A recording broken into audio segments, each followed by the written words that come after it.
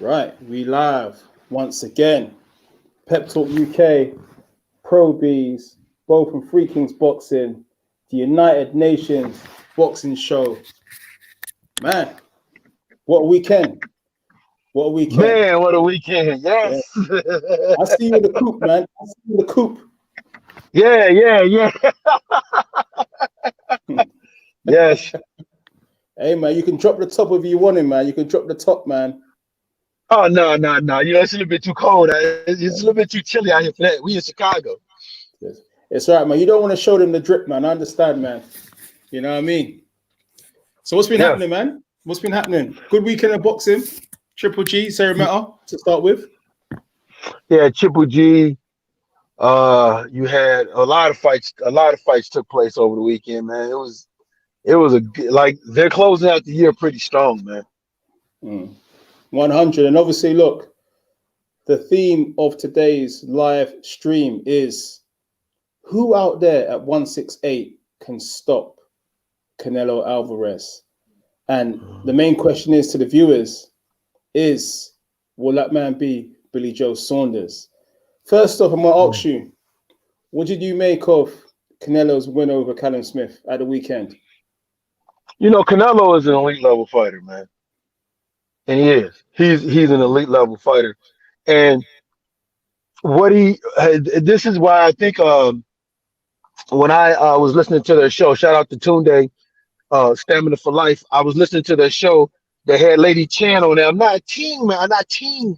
They had her on there, right? Yeah. And they were just bringing the energy. Her, Spencer Fury, they was bringing the energy. And when I was listening to the show, I typed in. I said that we don't get to see this Canelo if he doesn't fight Floyd Mayweather because he got to look at that level, you know. And that Canelo, and it's showing. Like he wasn't as flat-footed as he normally is in the past. He actually moved his feet a little bit more.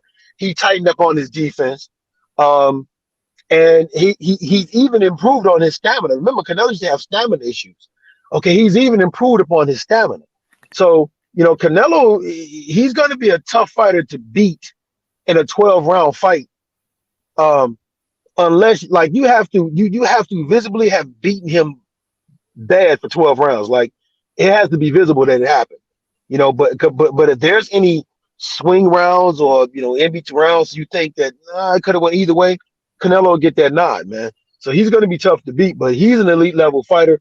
I think the thing with Callum Smith was he was in the ring with an elite fighter, and the things that normally work for him wasn't working. And from the mental aspect, it kind of took something out of him. Like when you're used to landing the 3-punch combination, you land one and Canelo's not there for the other two. And then you find out in the middle of your combination, you get hit back. His defense was tight. He wasn't as flat-footed as you thought he was. Even when you did land a hard punch, it didn't have the same effect on Canelo that it did other fighters, man. And I think to a certain degree, that started, from a mental standpoint, started to wear on Callum Smith. Because, when you see that, like I say, man, when you see that level, if you've never seen that level before, it can kind of get to you a little bit. But, listen, I give him this. Callum Smith is a good fighter. I'll say that about him. He's a good fighter. I thought there was a point his corner was going to stop the fight because he started taking some really hard punches, and he started getting beat and weary a little bad there. But man, I mean, I don't know, man. It's just I'm watching that fight and I'm like, I don't know if what Canelo Alvarez was doing just wasn't what Canelo Alvarez was doing was sort of was bothering him a little bit. Is he hesitant because for whatever reason he didn't continuously pump that jab, and I guess because he was missing, and then he was allowing for whatever it seemed like he almost made himself small because he bent his knees a little bit more than he normally you normally should as a tall fighter, and it seemed like he made himself small and he was getting hit with the jab. But I mean, like I said, man, Canelo's an elite fighter, and Callum Smith saw that elite fighter, and now I'm curious to see what is he taking from seeing Canelo. What is he taking from that fight, seeing that level going forward? Are we going to see a different Callum Smith? You mentioned he wasn't throwing the jab as much, but Post-fight, we've heard that there was an injury to his bicep early on in the fight, I think 4th round, that prevented him from pumping out as much as he would have wanted to. So maybe that was the reason why. I mean, he's got a dislocated bicep now. So but I'm curious. You said the injury took place in the 4th round. Yes, 3rd or 4th round. Okay, but prior to that 4th round, he still wasn't pumping that jab like like he should have. You see what I'm saying? Like, for him to be as tall as he was, it should have been jab, jab, jab, jab, jab all day. Now, if Canelo did hurt the bicep, because I wondered if the bicep came from him overextending it or came from being hit by a punch. I'm curious to know, did they say what happened? Canelo was saying that, as part of the game plan. So, a Triple G does it a lot as well. He hits the arms. You know what I'm talking about. To take away the weapons and then implement your own game plan. So apparently, Canelo did say that was part of his game plan. And it does happen, as you know, with some fighters, they do that. Take away some fighters, like if your glove is up like this against your head, some fighters will hit your glove and make it hit your head. Some fight, I've seen that. You're right. I've seen that before. See that now that right there bothers me, because if Canelo was aiming for to hit him on there, that's even more reason why I'm saying like he should have kept that jab going from round 1 on, because Callum Smith was allowing Canelo to implement his game plan. I don't know. I'm not going to say that I think he was scared. I think that once he got in that ring and he started to see the normal things wasn't working, I think Callum may have started doubting himself a little bit. And that Canelo's not the guy when you want to start second guessing what you should do in the ring. 100%. I think experience at the top level plays a major part. Just those little tricks, those little tricks in the fights. And at the top level, there's no substitute for experience. And Canelo certainly got a lot of that in abundance. Right, I'm going to just take a few questions from the viewers. All right, we'll just get them involved, because we really want to throw Billy Joe into the mix, because at the moment it would seem that Canelo's unstoppable by a lot of people. He just can't be touched.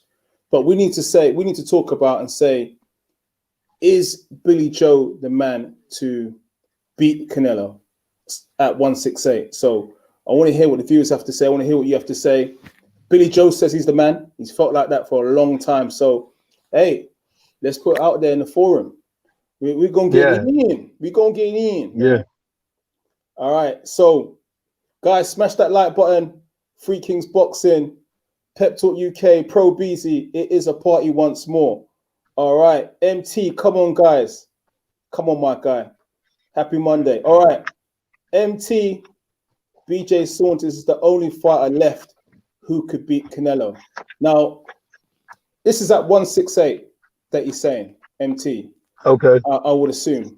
Is that something that you've ever thought about and said, look, hold on, at 168, you've got Caleb Plant left and Billy Joe left for him to fight that have the belts. Is Billy Joe the only man that can realistically shock the world and beat Canelo?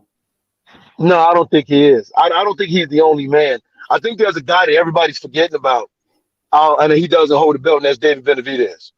Big guy.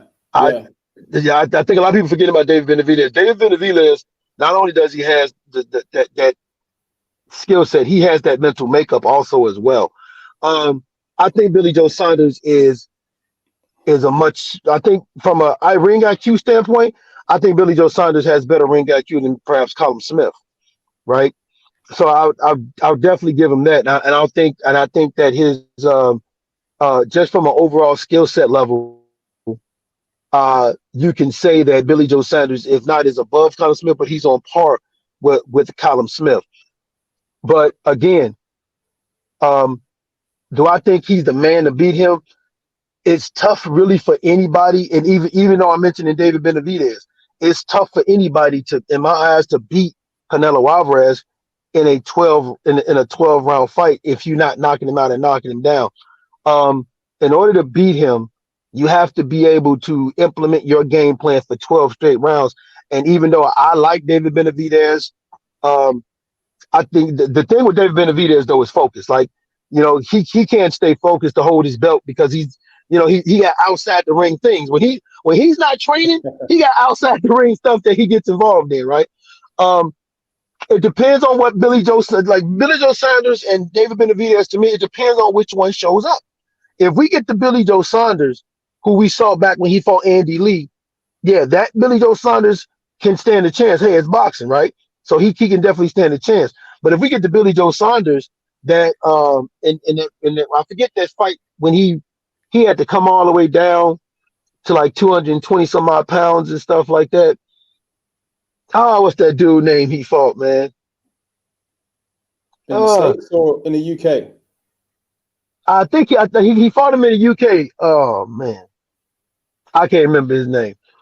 But yeah, it just depends on which Billy Joe Saunders shows up, man. If we get the Billy Joe Saunders that shows up, that is exceptionally focused, that is going to give you all the tools he has in his tool shed, then that Billy Joe Saunders, I will give him a higher chance than anybody, than the previous guys that Canelo has fought. And the same thing with David Benavidez. If you're focused, man, I'll give you a higher chance. It's just that I still question them because Billy Joe has never fought an elite level fighter like Canelo Alvarez, and neither has David Benavidez.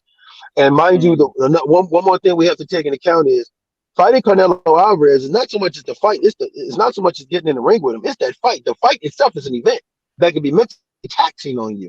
That whole event is just mentally taxing on you. So, put it like this: I would like to see it though. I would definitely like to see him fight Billy Joe Saunders, and I'm, because Billy Joe is one of the undefeated young lions of that division. So I would definitely like to see him fight him. Mm. No, I get what you mean. Like a vintage Billy Joe can outbox and outfox anybody. I believe definitely at middleweight, at super middle. Again, there's extra power. He's not a natural super middleweight, so I can see some arguments against, whether he can beat Canelo or not, because Canelo naturally, he's walking around as a big guy at the moment. You know what I mean? Canelo walks around 180. Yeah, Canelo walks around 180, 190. Yeah, but I think people are looking at the factors. Okay, you've got the fight, so let's just tell the truth. Canelo don't get knocked out. He don't get stopped. Then if you go 12 rounds with Canelo, really you got to be crossing your fingers to say, okay, the odds are against me. Am I going to do it? Because yeah, a lot of factors. Yeah, because if there's any rounds that you leave a question mark of, who won that round, because like in a close fight, Canelo's going to win. You see, and I just don't know if there's any fighter between David Benavidez and Canelo Alvarez. I don't know if there's any one of those guys that can dominate Canelo Alvarez for enough rounds that will convince the judges. And I like, that's something I want everybody to understand, because I'm doing this from my phone, so I really can't even see the comment. All right, no worries, man. I'm gonna read them out. Yeah. So I just want everybody to understand. Everybody to understand is Canelo Alvarez he has approached that Floyd Mayweather spot where you have to fight the perfect fight to beat him. Look what it took to beat Canelo Alvarez, and even with that fight, well, one judge gave it to him. So that, and Canelo went nowhere near what he is now when he fought Floyd. So you have to fight the perfect fight. If there's any rounds that look like they're close rounds, Canelo will more than likely get the nod. So I don't know if there's anybody at 168 that can fight. Even Billy Joe Saunders, he has low up and down moments. I saw him struggle. I saw David Benavidez when he fought Ron Gavin. And he had low up and down moment where he struggled, where you could have made the argument he lost that fight. I think he wound up, that fight was a draw or something like that, if I'm not mistaken. I think either Benavidez won, that fight was a draw. But I know Benavidez rematched him, right? And you can't have those kind of performances against Canelo Alvarez at all. 100. All right, guys, smash that like button. Subscribe if you ain't subscribed. Free Kings Boxing, Pro Beezy, we're in the building. All right. Twerk K Wilder, Twerk Squad in the building. All right. Michael M. Canelo the GOAT. That's a strong statement. Canelo the GOAT. Well, you know what? I'll put it to you like this, man.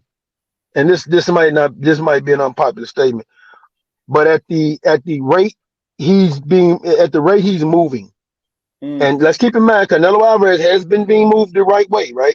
But at the rate he's moving, Canelo Alvarez is being moved into where he'll probably surpass Julio Cesar Chavez as one of the greatest Mexicans of all time.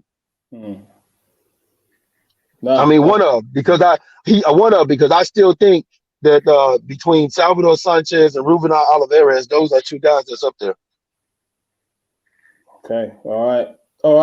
Jorge Fortes, Demetrius Andrade whoops Canelo. He was Demetrius Andrade. Demetrius Andrade is a tough fight for Canelo Alvarez. Demetrius Andrade is a tough fight for Canelo Alvarez, and this is, this is going to sound so weird.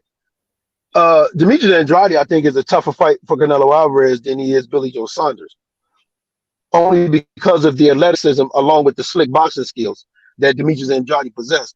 Billy Joe Saunders is a slick boxer, but I think from an athletic standpoint, Demetrius Andrade, along with his ability to be a slick left-hand boxer, he has that athleticism that you also need when he goes in there against Canelo Alvarez. That's another fight I would like to see happen. I would like to see Canelo fight him, but I don't know if that fight happens, it's not going to be at 160. I don't think Canelo Alvarez goes back down to 160. You mentioned Andrade, being more suitable to beat Canelo, but didn't he struggle with Atlantis Fox before? And Liam Williams wiped him out. He wiped out Fox, no problem. You see what I mean? So there's arguments from different angles. He looks suspect. You know what I'm saying? Yeah. I actually, and he had when you look at Demetrius Andrade, he actually had a fight where he wasn't looking his best. I think it was Jack Colkay. Remember when he fought Jack Colkay? He didn't, for whatever reason, he didn't look at his best against that fight. I just think that athleticism, like Canelo Alvarez, the last athletic fighter he fought was last slick athletic fighter he fought was it Lara? Maybe? Lara. Yeah, Eslani Lara. And Lara was able to have some success. So I think Demetrius Andrade is a lot like Eslani Lara, except he has a little bit more pop and he's a little bit more athletic. So I think that will cause a small problem for Canelo Alvarez. But right about now, at the rate Canelo is going, he's gotten better and better and better fighting these higher level competition guys, and a lot of these guys haven't fought nobody at that level. So it's going that's what I'm saying. So it's you can make a case for anybody, to be honest with you, at 168 when it comes to Canelo. I just think, like what me and you are talking about, Canelo has hit that zone where he knows what he can do, and it's all coming together for him. So he's able to figure stuff out in real time on a lot of these guys, man. Okay, so Bruce Lee, not the real Bruce Lee, I might add. All right, this is somebody who's just calling himself Bruce Lee. Okay, big up yourself, Bruce Lee. Billy Joe hasn't got a chance against Canelo. Now, Bo, if you remember 2016, Canelo fought Amir Khan. Do you remember that? Was that at Super Water? All right. Now, Amir Khan, you see, hindsight's a beautiful thing, right? Because years later now, we're saying, well, Amir Khan actually did all right until the knockout. He did all right. You know what I'm saying? Now we're seeing fights down the line with Canelo, and we're like, Amir Khan, he did well before the knockout. Amir Khan was a lot quicker then. He was a lot more mobile then. Billy Joe Saunders, right, has that mobility. This is where Bruce Lee says he hasn't got a chance against Canelo. But take it back 4 years, right, when Amir Khan was giving Canelo problems, we could almost say that Billy Joe has a similar skill set with the speed and the mobility. So he's got a chance. Right. Yeah, I'll never say nobody has a chance against any fighter. It's tough. It's tough because this is boxing, right? Stranger things have happened, okay? Right? It's because, put it like this, right? I saw Canelo Alvarez beating Callum Smith. I didn't see him blowing him away like I saw him do over this weekend. You know what I'm saying? Like I did not imagine that Canelo Alvarez was just gonna blow through him like that, right? I figured Canelo would win, but I didn't think it would be like what we saw. Here's the thing though about fighting Billy Joe. Billy Joe presents problems from this aspect. He has a better ring IQ. Billy Joe to me is a little bit more of a naturally slick boxer, as to where Callum Smith is more of a big man that boxes using his advantages. And what I'm trying to say by the difference is once you take away Callum Smith's advantages, which Canelo did, well, he doesn't necessarily have a plan B. At least I can say about Billy Joe Saunders, there are fights where I've seen him use a plan B. I've seen him implement a plan B, right? So he is a fighter who has the ability to make an adjustment if need be. So that's why I give him a chance against I'll give him a chance against Canelo, a higher chance than I did Callum Smith, because he's in my opinion, he's a naturally better, slicker boxer with a higher ring IQ than Callum Smith. And Billy Joe Saunders is a good counter puncher also as well. So that also is going to play into Q. Now the question is, does he beat Canelo? That's where it's going to come in, because I've seen Billy Joe have those low moments in rounds where he tends to get low, or he tends to try to use more of his defense. And Canelo defense has picked up to where he's harder to hit for you to catch him with them counters. You might land one punch, but you're not going to land the 2 and the 3 because he gets out of the way. And that's what I think when it comes down to in that fight, if Billy Joe is caught trying to play chess with Canelo Alvarez and the rounds are close, that's where Alvarez will probably win those rounds. And also you have to watch the body punching. That body punching of Canelo Alvarez is something else. Certainly slows down the opposition, I must say. Yeah. Okay. Guys, smash that like button. We're in the building. If you want to support the channel, send a super chat, subscribe, all of that. All right. We're just working our way through your questions. All right. Okay. So Debunking. All right. Debunking. D. Joe Gallagher. He's a grafter. He doesn't know what he's doing. Now, I like Joe Gallagher. Right. I do believe he's a good trainer. Why are we now, when a fighter loses a big fight, everyone has got everyone's shooting for the trainer at the moment, like every fight now. Okay, let's talk from a tactical point of view, from your own opinion, right? What did you think anything was lacking from the corner on the night? No, I don't think so. I think what you have to understand is the corner can only train or tell a fighter what to do based off the abilities of their fighters, right? And every fighter has a limitation, which is why I say I'm curious to see going forward, now that they've seen that top level, going forward, if we'll see a different Callum Smith, because sometimes you have to get a peek at that level. You have to get a peek at that elite level to realize what it is you got to do, right? So no, as a trainer, I mean, shoot, I've seen Freddie Roach take a fighter into the ring, and he as a trainer, he's had some of his fighters lose to a trainer with a fighter I've never heard of. You know, yeah. You know what I'm saying? I mean, you got to understand, man, when you're preparing your fighter for a fight, you're technically preparing them for the unknown, because there's no guarantee that the guy you're going to face in that ring is the same guy you've been watching on tape. You know, like, no one saw that footwork on Canelo. That footwork that we saw Canelo and Callum Smith, he didn't have that footwork in any previous fight we've seen. Because remember, Canelo was deemed as being a flat-footed fighter, right? So he's picked up his footwork. His defense has even increased. You know what I'm saying? So you just got to, when you're training your fighter for what you see on film, you're training for what you see on film, not for what that fighter's working on in camp.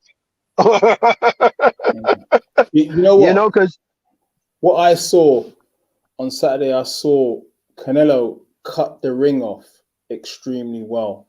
You know when you're watching, I was watching particularly how he's going to kind of close the distance, with the long reach advantage of Canelo, and he managed to somehow get past. Of Callum. He managed to get past the jab, but also as well, he was also cutting the ring off with great success. Yeah, he was. And he was about the technical aspects of the technical aspects of boxing, and that for me is what really showed, how much ring IQ he's got. And there's levels sometimes, and that guy he's at the top of his game right now. Well, if you watch the fight, and this, I want everybody to watch it because here's what I caught from that fight is immediately out the gate, Canelo came out stalking, right? And the one thing he wanted to do was he wanted to get Callum Smith on the back foot. Why? Because pure boxers don't necessarily throw hard, effective punches when they're moving, right? And you can watch that in that fight. Callum Smith, even though Callum Smith might have landed a right hand, he might have even landed a hook, but because he was moving backwards, he didn't have the normal oomph that he would have on there. So he would have to step back to create space to throw his punches. And that was a smart thing by Canelo. Now, one thing that Canelo did that was actually smart is when Callum Smith was against the ropes, you're right. He was cutting off the ring, but Canelo was throwing punches where he thought Callum Smith's head was going to be. Like he would throw a feint jab and then throw a right hand where he thought his head was going to be. You know what I'm saying? So he wasn't throwing it where it was. He was throwing he would throw the jab, and he figured from the jab, Callum might move his head up or move it to the side. He was throwing his punches where he thought the head was going to be. You know, and that was true because there was one point when Callum tried to spin out, and Canelo hit him with a hook as he spent out because you're throwing where you think the guy is going to be, and he did such a good job of controlling the ring generalship of that fight, and he kept making Callum uncomfortable and having to get Callum up against the ropes because once he's up against the ropes, Callum doesn't know what to do. There was a couple of times he tried, but like you said, the footwork of Canelo, he kept cutting that ring off. So every time you tried to escape, I'm right where I'm already at the spot that you're trying to get to, throwing punches at you, man. So, that's what I'm saying. I mean, at this point of the game, man, Canelo's you got to give it to him, man. He's an elite level fighter. You know what I found interesting before we get back to the viewers' questions and points? The Kovalev fight, all right? Mm-hmm. The game plan with the Kovalev fight. I'm not going to lie to you. I saw a lot of similarities with what Canelo did on that night to the fight that we just witnessed because you saw the key to success for Canelo and how he knocked out Kovalev was with the left hook and right hand, right? Yeah. I saw plenty of that over the weekend. And it worked a treat. It was almost as if the Kovalev fight was like a dress rehearsal to the fight that we just witnessed, which is quite ironic. I think what also people got to remember something, right? The Kovalev fight was a fight that he needed because why? He got to fight a much bigger man in Kovalev, right? Which the same thing with Callum, but Canelo Alvarez also in his training camp, he was sparring with Frank Sanchez, who is the 6'4" heavyweight. So he was also sparring with a much bigger man in the heavyweight. And what that does is that helps you with your conditioning because you spend a lot of energy when you fight a taller fighter trying to get on the inside, right? And that's what I think. I think Callum Smith thought that Canelo would slow down, and when he didn't, by that time it's too late. You're behind already, right? So that's what I'm saying. Like he fought a bigger guy in Kovalev, but then he sparred with that heavyweight Frank Sanchez, who is the same height with the same arm reach as Callum Smith. So he already had the game plan worked out. Okay, as you mentioned, right, Frank Sanchez. Is there any credence in saying that the lack of notice, 1 month, right, might have affected his preparations? Because you mentioned Frank Sanchez, right? So he's got in sparring partners that can replicate the height and the reach of Callum Smith. What about the other side? Has Callum Smith had time to get in sparring partners to try and replicate Canelo? Over in these shores, it might not have been the case, pandemic and all. You see, like the small margins, it could have been a factor. I'm just putting it out there. That's a good point. Here's the thing. You can bring people in to replicate height and reach, but you can't bring people in to replicate ring IQ. And I think that's the difference here is that Canelo brought in somebody to replicate the height and reach. And on the opposite side, they couldn't necessarily bring someone in that has the ring IQ and the ability of a Canelo Alvarez because there just isn't. You're not gonna really find that. Like Andre Ward, I was telling people what made the Andre Ward and Kovalev fight interesting to me is you can't bring no one in a training camp that has punching power, right? Like that elite level power. Well, you're not going to bring guys in that have the elite level power because they're hard to find. But on top of that, when you bring them in, you don't want them beating the hell out your guy. And then you're not going to find nobody with the ring IQ of Andre Ward to bring them in, right? So that's what like if height and reach is the only thing I have to worry about, I can bring guys in to replicate height and reach. Think about it. Remember when Evander Holyfield was in to fight Mike Tyson? He said he brought in David Tua, and he had David Tua fight like Mike Tyson, right? So when you can bring a guy in to implement an advantage that one guy have, but it's hard to find somebody to bring in that can replicate another fighter's ring IQ and experience. And I think that was also the deciding factor for Callum Smith is who do you bring in that can replicate the experience and ring IQ of Canelo Alvarez? And that could play that might have played a huge factor in their preparation also as well. All right, so we're basically in agreement that preparation might have not been ideal. 1 month's notice might not have been ideal. I know you're saying the ring IQ, but 1 month's notice, we're no. You mean bringing somebody in on 1 month notice that could do that? Well, basically, he had 1 month's notice to get ready. All right. Okay, he might have been getting ready beforehand, but officially, it was 1 month's notice. So Oh no. 1 month, no. 1 month notice is not enough time to prepare for Canelo Alvarez on any level. On any level, you're right. It was a 1 month notice, wasn't it? Yeah, and that's what Billy Joe was saying. His one was 5 weeks. I think it was 5 weeks, and he's like, no. It was a 1 month notice. Canelo. Yeah. So you're right. I didn't think about that. Yeah, 1 month notice. No, man, that's not enough. I mean, and listen, and here's something I want everybody to understand. I know we say as fighters supposed to train all year round, right? You're supposed to be ready so you don't have to get ready, right? Okay, like we say, you got to be ready so you don't have to get ready. There are some fighters you have to get ready for. There are some fighters you have to get ready for. You can't just be ready for certain fighters, man. Like you're not just gonna be ready for a Tyson Fury or Josh Taylor or Anthony Joshua, Canelo Alvarez. Yeah. Or Deontay Wilder. Well, not Deontay. Deontay, you can be ready for. You just have to avoid that right hand. You know what I'm saying? Like you just gotta avoid it because I've seen guys like Artur Spilk and Eric Molina and them, Gerald Washington, guys who were not very good boxers, be out beating Deontay. They just can't avoid that right hand. So Deontay, you can, as long as you're in the gym and all that, and you have a good enough, you can be ready because all he's looking to do is land the right hand.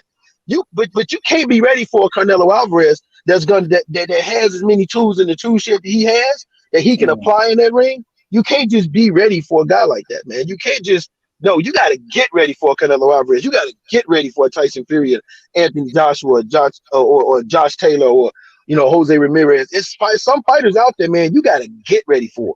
So yeah, I agree with that. Then 1 month, no, that was nowhere near enough time, man. Right, and I'm going to throw this in as well. I'm not just saying this because I'm the Brit over here defending Callum Swift, right? Right, he's 6'3". He is a big super middleweight, right? With that 1 month's notice as well, he needs to bring himself down, right? To make the weight. He said he made it nice. Obviously, he doesn't want to make excuses out there in public, but I'm just also putting that on top of what we just said as well. These are factors out of the ring that surely we've got to talk about.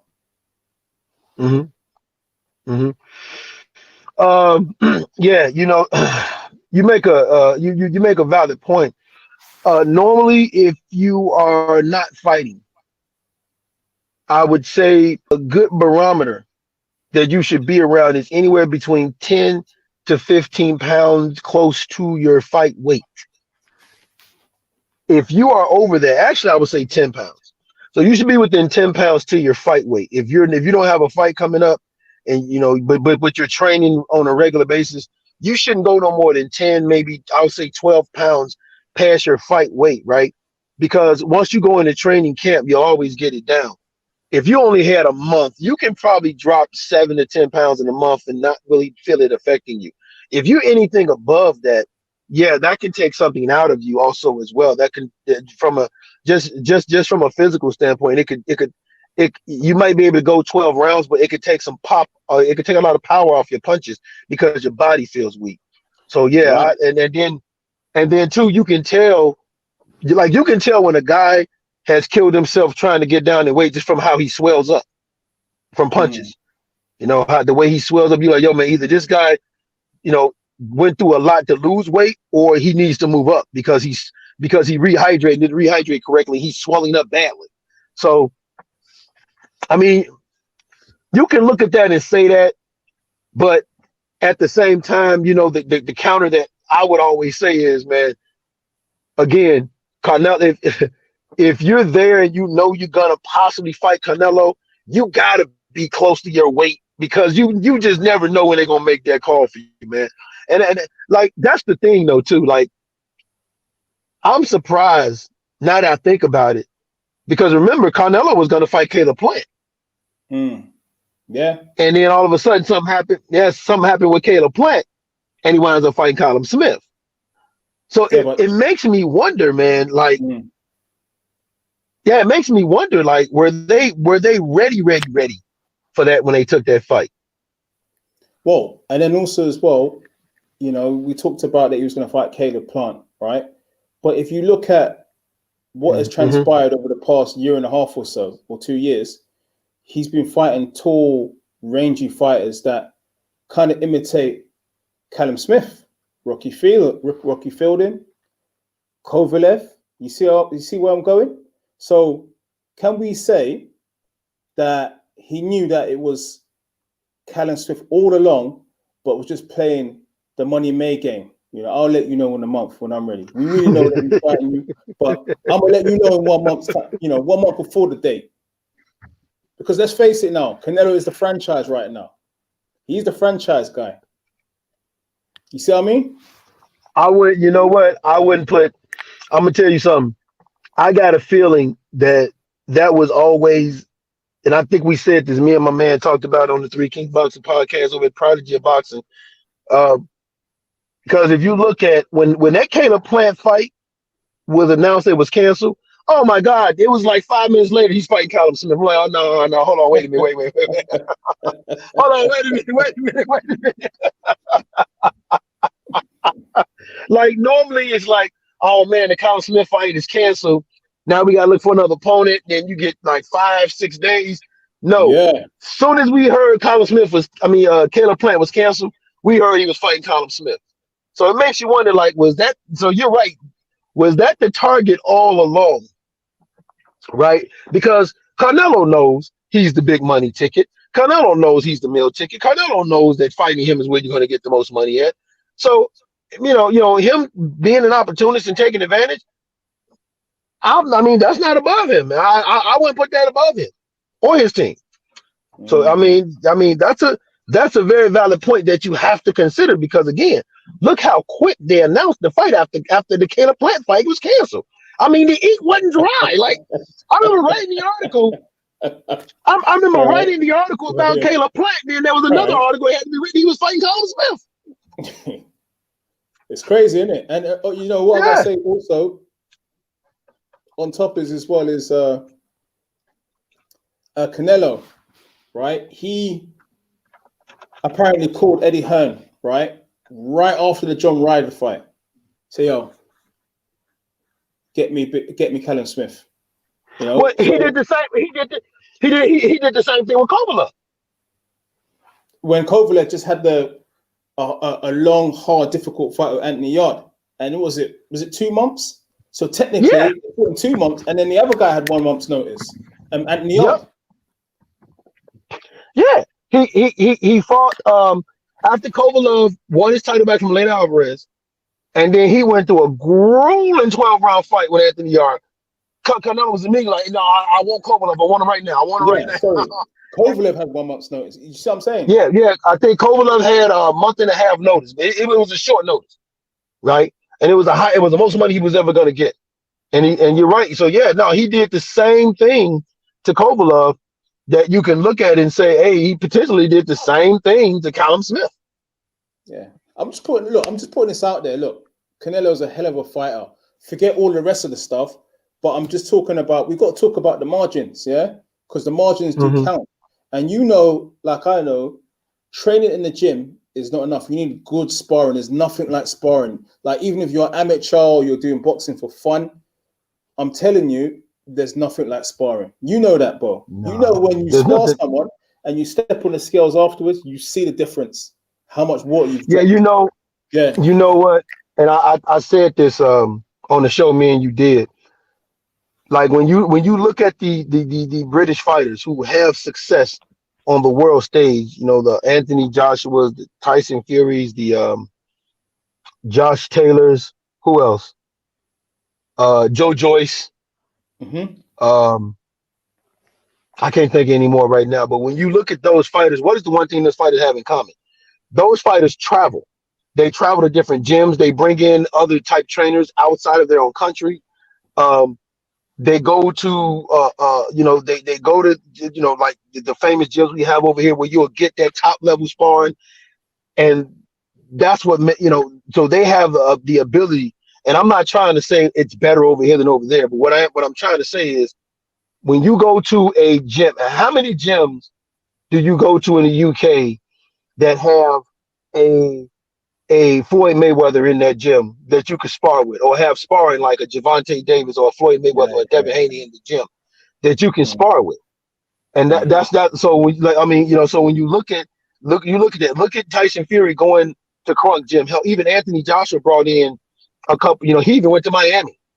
To bring some guys in, bring some guys in because, and the reason being is, um, it's a different atmosphere with a different level that you get to see, that you get to get in the ring and spar with, that'll give you that barometer. I don't know of unless Callum Smith was able to bring in perhaps what's his name, James DeGale, right? Mm-hmm. Because James DeGale has, he's been over here, so he's seen that, so he could possibly advise him a little bit, but it's tough to get that elite or that next level type of guys in your gyms, or to go to the gym to spar it just so you can get a peek at that.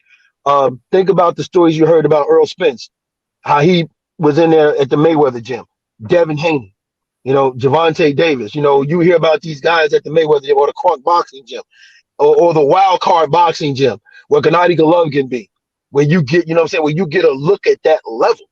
So I think that's another thing we have to take in contrast is, like you said, is a lot of these guys, a lot of these fighters are gonna have to travel, or at very least bring in people who have traveled to talk to them and say, no, man, let me help you out. Like Joe Joyce benefited greatly from having like David Hay, because David Hay is a dude that's traveled. He's seen that level, and he benefited from that. Then he had Abel Sanchez, and then look at the guys he fought. He fought guys on that level. That's why when he was in the ring with Daniel Dubois, he was able to be the more calmer fighter.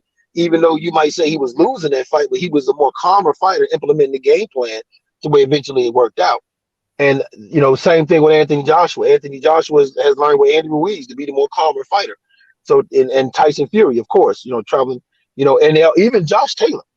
He's able to be the more, like when he fought Regis Prograis. That was a hell of an experience for Josh Taylor. That's why I think he beat Jose Ramirez. So I think that when Callum Smith struggled against John Ryder, and you're right, but also Callum Smith he didn't win a very strong Super Six tournament. Like you can make the argument that all those guys that he fought were C-level fighters. And the reason why, yes, I'm saying George Grove, because George Grove's coming back from shoulder surgery fighting Colin Smith, that George Grove was a C-level fighter. He was no longer that B-level fighter that he was, because that shoulder kind of took him down a grade. So that's why I'm really curious to see what Colin Smith takes from this now that he didn't see that level.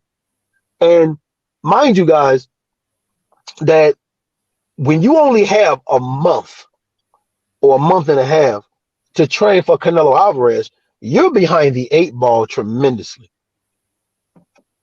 All right, man. Dropping some science today, man. Some real science, man. Well, All right, well, guys. Yeah. here's the thing, though. I don't want no one to get offended. Like, there are certain trainers, right, that also have traveled to different gyms and things of that nature. I think Spencer Furon was talking about how he was down at the Mayweather gym, you know. So his like that's why his boxing knowledge is the way that it is, right? Um, you know, you look at Chris Eubanks Sr., who taught Chris Eubanks Jr. the showmanship game, because he was another fighter who traveled doing boxing. So he knows, hey man, it's show. You got to put on a show. Like you got to bring that extra something on people to want to watch you and see you. You know, yeah, it's a boxing match, but it's also all about the show, right? So guys that have learned that, they bring that into camp and they get to see that. And a lot of times, even with Naoya Inoue, you look at him traveling, visiting Terrence Crawford camp, sparring Lomachenko and guys like that. Like those are the guys you need to see, even if it's just you sparring. That way you get a look at that level. You're like, oh, okay, this is what I need. I'm not saying it always turns into success, but it will help you in the ring when you are against a guy that has seen that level. It'll help you be your ability to adapt and adjust because you've seen it is there. You know, this is getting me to now think of contacting Joe Gallagher and talking about going deep in preparations. Hey, you know what? I'm going to holler at him. All right, so look, let's engage the viewers. Guys, smash that like button. We're trying to drop some dimes for you, man. The lives is for the fans to kind of interact, all right, with the panel. All right, let's take it from the top. Wow, there's a few here. Okay. All right. Rye23_96. Canelo's power and boxing IQ so good that I reckon he'll beat up some light heavyweights, cruiserweights, and heavyweights at the same level he's operating at right now. Do you know what? No. They asked him if, I think it was Michelle Joy Phelps said, look, hey, 4-weight world champion, right? Are you going to venture up to cruiserweight next? Are you going to try look at cruiserweight? Could you see him mixing it with more light heavies and cruiserweights, even potentially a heavyweight at some point? No, the power level is totally different, and their ability to take punches is totally different. When you're talking to cruiserweight, you're talking the difference of 25 pounds. Now, of course, everybody will say, I'm saying, and what I mean by 25 pounds is the weight limit, right? Because 176 is technically cruiserweight, right? Because it's a pound over. Because the cruiserweight, the light heavyweight limit is 175. But guys will come in around that 200 mark. Those guys are guys that are coming down from 220, 230. It's a different level of power they have and a different level of punches they can take. I don't think Canelo will hit hard enough to keep a cruiserweight off of him or a heavyweight off him. I don't think he hits hard enough to keep those guys off of them. I mean, and as far as light heavyweight, there is a light heavyweight out there that I think is, from a power standpoint, is dangerous. I don't think he knocks him out. I just think you have to be worried about, and that's Artur Beterbiev. Yeah. Artur Beterbiev. But I think Canelo would be able to best him only because of the ring IQ. A good fight for Canelo and a tough fight for Canelo light heavyweight is Dimitri Bivol, because he's a pure boxer. He is a pure boxer. So that would be a good fight, and I think a dangerous fight for Canelo Alvarez also, as well as him.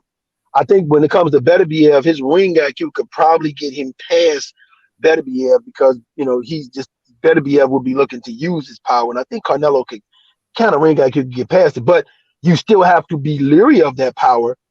You know what I mean? Because that is a much bigger man hitting a way lot harder, right? Like Beterbiev is not a Dun Kovalev. Right? You know, so you'd have to be leery of that. So I think what Canelo is right now is the best place for him, because he got, like, there's a lot of money making fights right there at 168 for him. Like you said, he can fight Billy Joe Saunders. You know, he could fight him. If he chooses to go and get Caleb Plant, become undisputed, he could do that. Or he could try to make a title defense against David Benavidez. Charlo, even. I think Charlo at 160, Charlo and Demetri Andrade are the two tough fights for Canelo Alvarez. I think anybody wants to see Canelo Alvarez in GGG, no, give it up. No, I do not want to see that. No, GGG, no. Canelo Alvarez beat the hell out of GGG right about now. But I think Charlo and Andrade are good hard fights for Canelo at 160 because of the athleticism. The athleticism is what they'll have the advantage over. I think Canelo beats Charlo, I think he'll have a hard time with Andrade. So, but light heavyweight and cruiserweight and heavyweight, no, it's a different level of power that those guys. Well, light heavyweight, like I said, yeah, light heavyweight, I could see him maybe winning another belt, but we'd have to see that. But cruiserweight and heavyweight, no, it's a different level of power those guys can punch with, and a different level of punches, the power that those guys can take. And if I'm a cruiserweight 200 pounds, I don't think a blown up Canelo Alvarez would have enough pop to keep me off of him. Do you know who I would love to answer that question? Christopher. Oh, Christopher Lovejoy. Yeah. Okay. Yeah. Yeah. Okay. Yeah. I guarantee you he would tell you, man, I'd knock Canelo out. I guarantee you. All right. Okay. All right. Joshua Robinson. Canelo Charlo, good fight to be fair. I like that. But again, who has Charlo fought? And it's not like he's screaming for the fight. Yeah, Charlo fought Matt Karbov, and he fought Sergey Derevyanchenko. And you can make the argument that Sergey Derevyanchenko, remember at that time, everybody thought Derevyanchenko arguably beat Daniel Jacobs and Gennady Golovkin. Yes. Right? Yes. Now he didn't have he arguably he beat both of them dudes. And look at the hard time they had with him. Well, he didn't have that he didn't have that easy of a time with Charlo. Charlo beat him up, right? So you look at that, Derevyanchenko. Even though he had 2 losses when Charlo fought him, but those were 2 questionable losses against top guys that everybody thought he won that fight. Now, on the flip side, you also can look at Charlo fought Matt Karbov, and that was a replacement fighter, right? Matt Karbov is another. Now people are going to say, "Oh, he lost to Chris Eubanks Jr." Well, context is key here. In the UK, if there's an injury under 4 rounds, you guys go to the scorecards. We don't do that here in the US. If a fight don't get to the 4th round or past the 4th round, it's just a no contest. So yeah, Chris Eubanks had the win over him because he suffered an injury in that fight, and I think it was within 3 rounds or something like that. So they went to the scorecards and they scored it for Eubanks. That was the contest key. So he fought those 2 guys. Mark Karbov is he's no slouch. Mark Karbov is a very good fighter. And then, of course, Sergey Derevyanchenko. So he has fought 2 of those guys. Then, not to mention, at 154, he beat a Julian J. Rock Williams that was coming in every bit of bravado, had a undefeated, young, athletic, hard-punching fighter. He beat him, too. So it's not like he ain't beat nobody. Now, if you want to say that he didn't beat nobody to win that mandatory, yeah, I'll give you that. Like, the guy he fought with 1 leg for the mandatory, yeah, right? And as far as you saying he's not screaming for the fight, yeah, I think right about now, a lot of guys have realized that they're probably not going to get the Canelo fight. So, like, Charlo is okay with making the money. Like, Charlo is actually, in my opinion, is content, right? That's why he's showing off his $1 million mansion and his cars and all. Like, he's making all his money fighting a bunch of nobody. So he's pretty much content. His younger brother at 154, that Charlo is still hungry. That's what Charlo is hungry. Yeah, he's still hungry. But the older Charlo, he's not as hungry as he used to be no more. All right, guys, man, this is some tasty stuff, man. Smash that like button, Pep Talk UK, subscribe, freekingsboxing.com, log on, check for Free Kings Boxing, the UK and the US of A. All right, okay, so, all right, Eddie Usman, right? Callum Smith stated multiple times that he's been in the gym always and is ready for any fight. Just give him a call. So what we were talking about earlier, Eddie's sort of saying that, look, it's incorrect and invalid. Callum Smith was ready the whole time. Yeah, right. He may have been ready to fight when he got the call, but he was not ready to fight Canelo Alvarez. He's a different animal. It's a different beast you have to get ready for. You're not just getting ready to fight some John Ryder. You know what I'm saying? You're not just getting ready. You're ready to fight. You're ready to get in that ring and fight, yes. But you're not. A 1 month notice is nowhere near. Are you ready to get in the ring with an elite level fighter like Canelo Alvarez? Think about this for a second. staying in shape is one thing, right? But the reason why you have a training camp is you have a training camp to watch film, bring people in, to work on new stuff, to work on some stuff that you think you might need improvement on, and you culminate a 6 week or 8 week training camp on something that's going to work. Some fighters do 12-week training camps on something that's going to work, right? And some guys that do 6 weeks training camp for a C-level fighter. Some guys that do more. Canelo Alvarez is one of those elite level fighters where you need 8 to 12 weeks to prep for, because you have so many things you have to prep for, because you're talking about a fighter that has all these tools in the tool shed that he can use. So yeah, being ready to fight, being ready physically to fight is one thing, but being ready to fight an elite level fighter, that's a totally different animal. Like you're not gonna just, for example, right? You're not gonna just say that you grab a guy off the couch and say, "Oh man, this guy off the couch is ready to go in there in the ring with a prime Earl Spence." This is Earl Spence before the accident, right? So you're not just gonna be like, "Oh man, I'm gonna pull a guy off the couch. Oh man, I'm gonna pull a 147-pounder off the couch and just give him 1 month to train to be, he's been in the gym, so I'm gonna give him a month to train to fight Terrence Crawford." No, man, elite level fighters, you're trust me, you're not ready. You're in shape ready, yeah, but you're not ready for an elite level fighter unless you have that 8 to 12 week training camp, man. Right. Look, I'm not going to pick on this preparation thing too much, but is there an argument to say that, when the initial offers start getting made, and that's more than 1 month, right? The fighters, according to what was reported before, rejected low ball offers, right? Is there any credence to saying, you know what, why don't we just call the bluff, right? And accept the low offer, right? Then we'll have more time to technically get ready. And then you win the bigger prize down the line. Yeah, I always say that, man. Here's the thing. I've always say, like, if you have confidence, right, then you say, okay, bet, I'll take this offer you offer me, but in the rematch, I get X amount more now, right? If I beat you. Well, I think the fighters are okay with certain things, but it's that promoter. The promoter is trying to maximize the most, like Eddie Hearn said it best. He said, man, we know what the market value is. And it was funny hearing Eddie Hearn say that about market value for fighting Canelo Alvarez, when that's the same Eddie Hearns that offered Deontay Wilder a flat rate fee with no pay-per-view shit. I'm just saying, I'm just putting it out there, right? Like, Man, you gotta love it, man. Yeah. Yeah, it's like, okay, so when it's your fighter, you want that market value, which that's what you're supposed to do, as a promoter. But Eddie said, no, we know what market value is, so we're not going to take under market value, because he wants to maximize the most amount of money that his fighter is going to get in that fight. Why?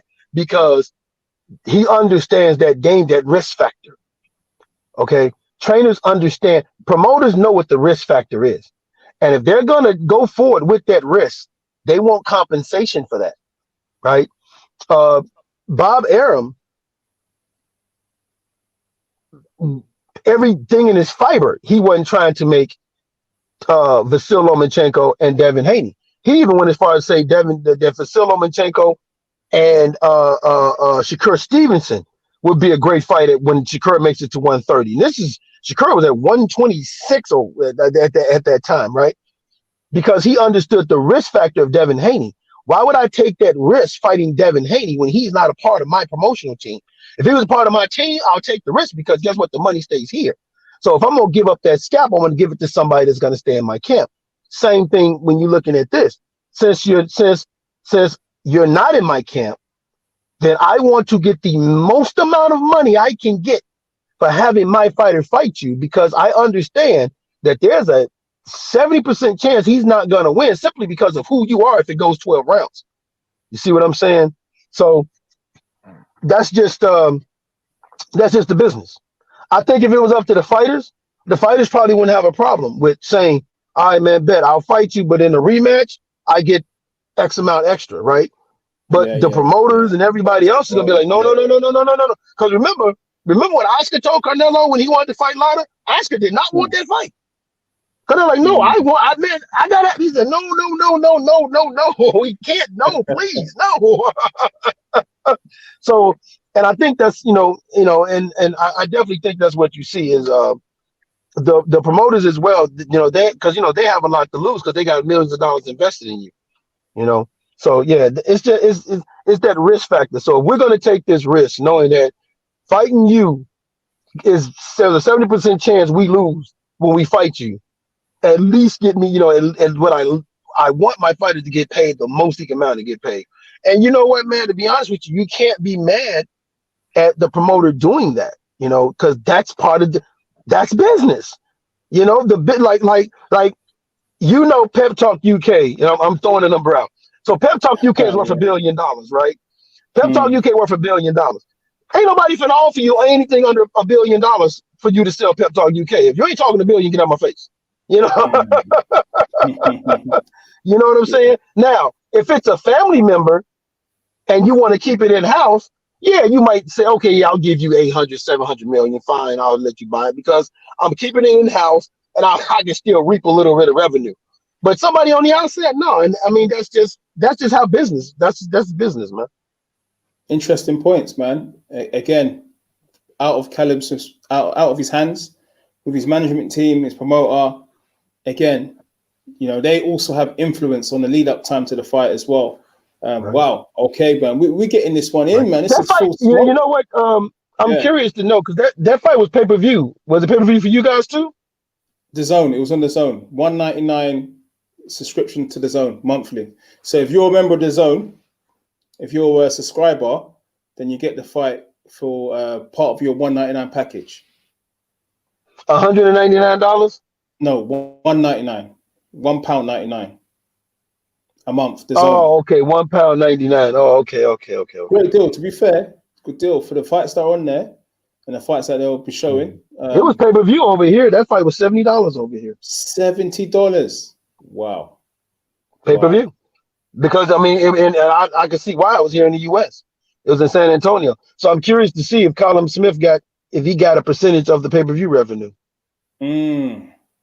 Because they had it in Texas where you had they had half capacity, so they had about 20,000 people in the stands. The gate. Yeah, the gate. Yep. Yeah, they had half capacity. All right, guys, smash that like button. Come on, we've got 10 minutes left of this live, and we're both from Free Kings Boxing. Subscribe, you ain't subscribed already. Let's do this thing. All right, English lad, 808. Oi, lads from Hawaii. Callum will move to 175 now. No way he will quit. We need the best Billy Joe to show up now. If it's the best Billy Joe that shows up, then we have a fight. All right, 2 points there. So, okay, he's a big super middle, Callum Smith. He's saying that he'll feel more comfortable, and he's indicated that he's going to move up to 175 anyway. So first question, all right, to you, Bo, is at 175, how much more of a threat could Callum Smith be to the world champions at that weight class? He could be a very good threat. He'd be very tall, and he could fight Dimitri Bivol. Now Bivol is nowhere near the type of fighter Canelo Alvarez is. Bivol actually will fight down to his level of competition, right? So Callum will have but the Bivol lacks that aggressiveness that you need as a fighter, right? So he could have some success against a guy like Dimitri Bivol because he's the taller fighter and he would use his boxing skills, where the Bivol would probably be trying to do the same thing, implement boxing skills. He just don't have that aggression. Artur Beterbiev is dangerous because of the power. That man can pop, right? He has good boxing skills, but he can pop. Now, Callum Smith, in my opinion, is a better boxer than him. And I saw a guy named Callum Johnson. Who knocked him down. He almost beat I was at that fight. I was at that fight. Okay. I was there, and I was like, if Callum Johnson would just calm down, he can get Artur Beterbiev out this fight. But he didn't. He got overexcited, and he let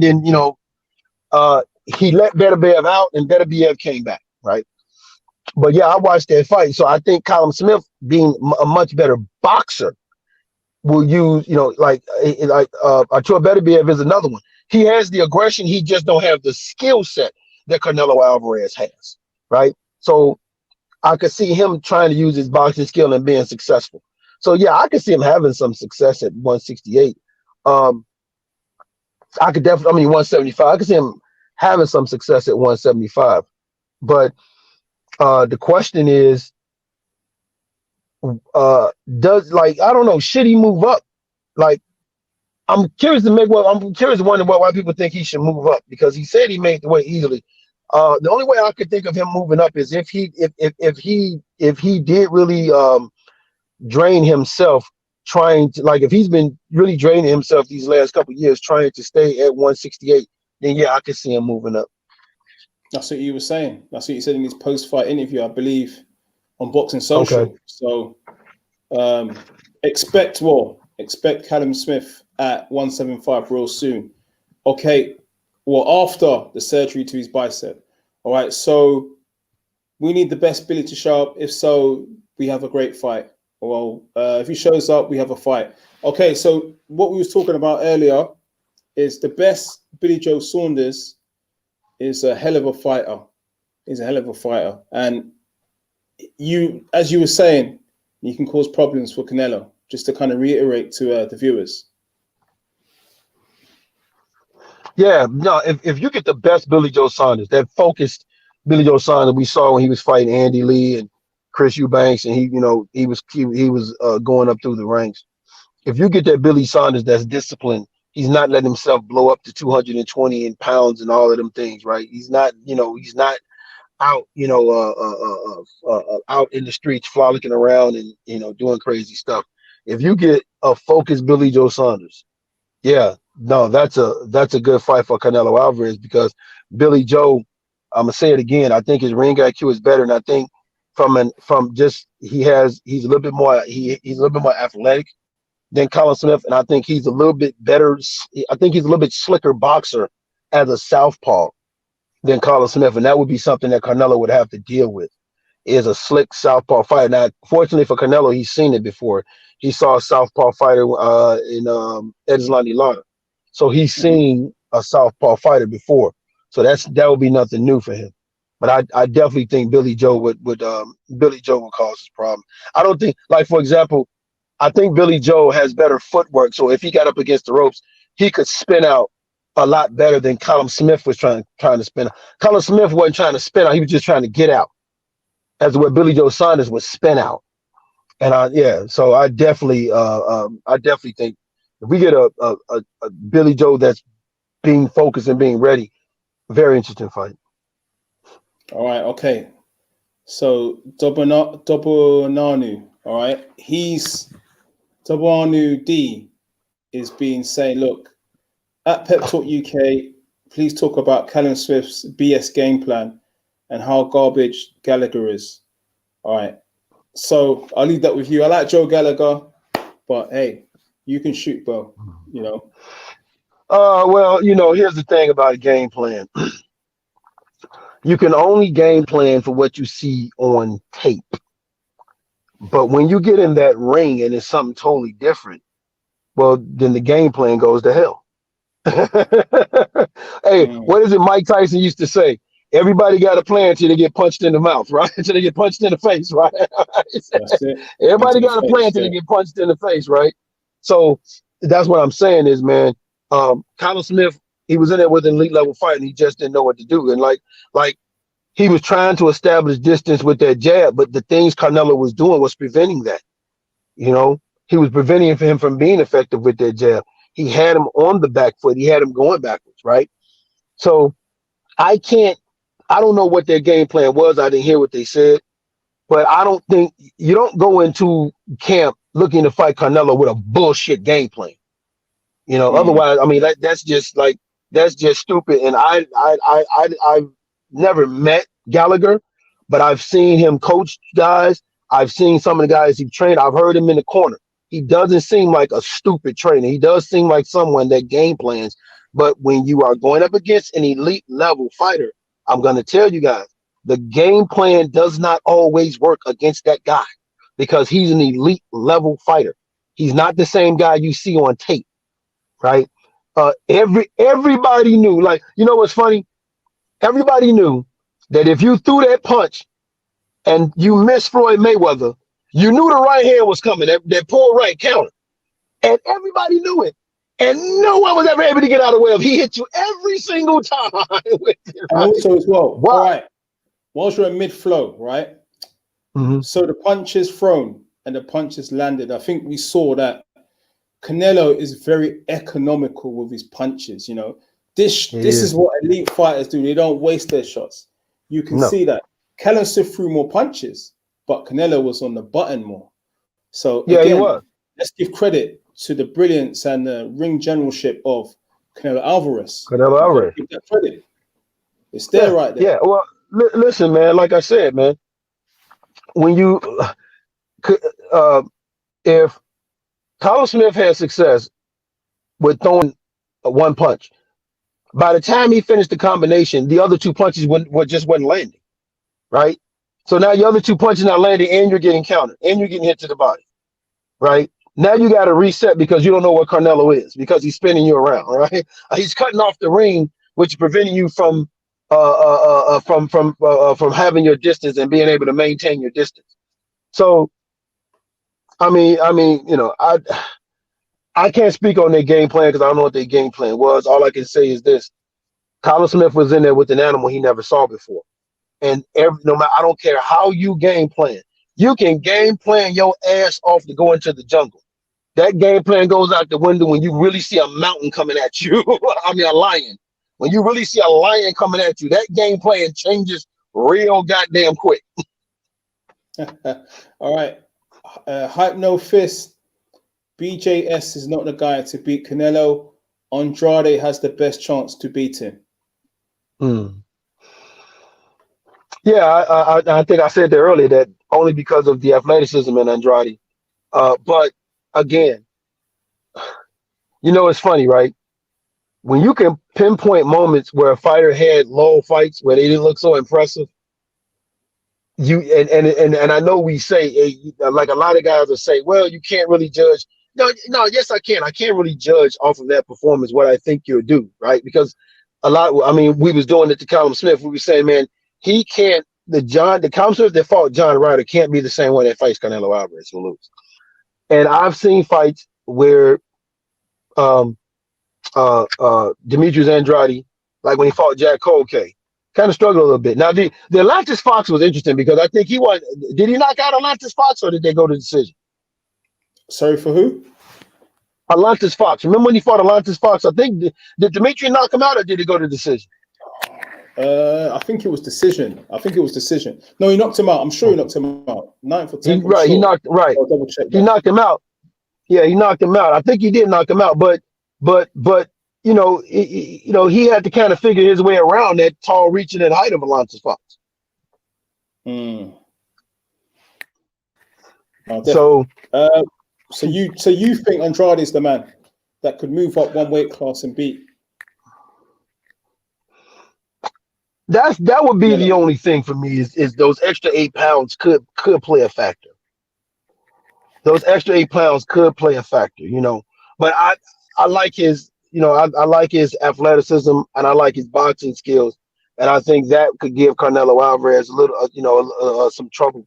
So I think he's a little bit more of a slicker fighter. And Andrade is focused. You know, he stays focused. So that would be a good fight. You know, if you was to ask me, yeah, I wouldn't have a problem with anybody saying Andrade would be a better fighter. Would be better guy to beat Canelo Alvarez. I just think that, yeah, he'd give him a harder time maybe than Billy Joe, but I still think Canelo wins only because, again, man, Canelo's elite, and we've seen Andrade struggle against guys that wasn't so elite, and it'll be Andrade's first time seeing that. But I think the difference will be from a mentality standpoint. Andrade just, like, when you fight Canelo Alvarez, man, you gotta have that I don't give a mentality. I don't want to say it on your show. I don't want you not to get monetized, but you gotta have that I don't give a mentality when you fighting Canelo. And Billy Joe has it, but Andrade has it in spades because Andrade has been chasing Canelo for a very long time. I mean, if you was listening to the commentary when him and Chris Maddox was getting into it, Andrade was not being bashful about his opinion.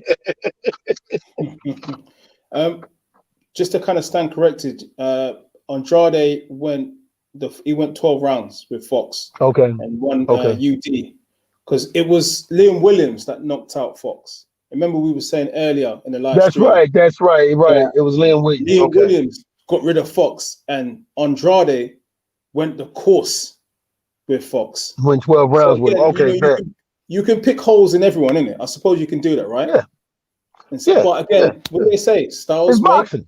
Yeah, styles make fights, man. It's boxing. That's it. All right, guys, we've got one more question that we'll pick out. Guys, smash that like button. Subscribe if you ain't subscribed. Right, let's give somebody else a chance.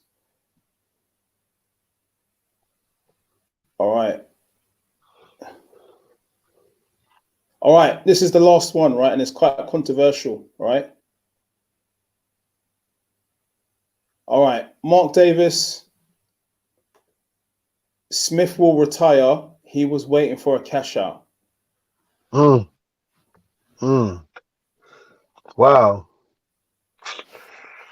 At the age of 30? Man, that's a tough one. That's a tough one. Oh, so are you entertaining that like it's a possibility and it was a cash out? Anything's a possibility. And I think what makes people say that is they're looking at their performance and they're like, yo, man, with a performance like that, he had to be looking to cash out, right? And I guess put it like this. Let's just for the sake of argument say that's he was looking for a big payday to cash out. Okay, well he got it. It was against Canelo Alvarez and he got it. It's kind of hard for me to see that because he is 30 years old. He does have a lot of boxing life left in him. And that would be extremely disappointing if that turns out. Like if Smith doesn't come back, I'll be disappointed. And you have to look at that and be true. So, I mean, that's one of those that I can see where you're going with it, but no, I don't think Callum's gonna retire. No, I definitely don't think he was looking to cash out. He was just looking to get the big payday, like everybody, like Andrade and Billy Joe and Charlo and all them guys are looking to do. I mean, it's Canelo Alvarez, right? Like Earl Spence is talking about some fighting Canelo Alvarez. Is he going? If he fights Canelo, you think he cashes out? No, Yeah. So it's Canelo, man, and you get paid a big bag to fight. And he's already said that he wants to move up to 175 anyway. His next fight's going to be at 175. So that kind of dispels potential talk of cash out. He said he's going to fight next at 175. So, all right, you guys, we got to call it a day, man. And do you know what, Bo? Do you want to shout out the Three Kings Boxing website and your social media? Man. Always, man. Go to threekingboxing.com for the latest greatest what's going on in the sport of boxing, in the sport of boxing. Unfiltered, unbiased, man. We are for the sport of boxing. We are not for no fighter, no trainer, no entity. We all about the sport, man. So if your favorite fighter is out there messing up, we're gonna get on them. That's who we are. That's what we do. Also follow us on Instagram and Twitter at Three Kings Boxing. And hey, always, man, hey, check out my man Pep Talk right there, man. My man be coming with some interviews, you know what I'm saying? Pro Beez. Hey, check out Pep Talk and my man Pro Beez, man. He be coming out with interviews. He, you know what I'm saying? He be coming out with the little character with the little Mexican sombrero and all of that, man. So hey, man, Pep Talk, UK Three Kings Boxing, man. Hey, we're forced to reckon with. Hey, and guys, you wanna check out the social media Pep Talk at Pep Talk UK, all together lowercase on Instagram. Holler at me and follow me on Instagram, pro_beez, all lowercase on Instagram. Twitter, Pep Talk _UK on Twitter. Guys, get following. Thanks for supporting the journey. Three Kings Boxing, Pep Talk UK, Pro Beezy. We out, ya. Thank you.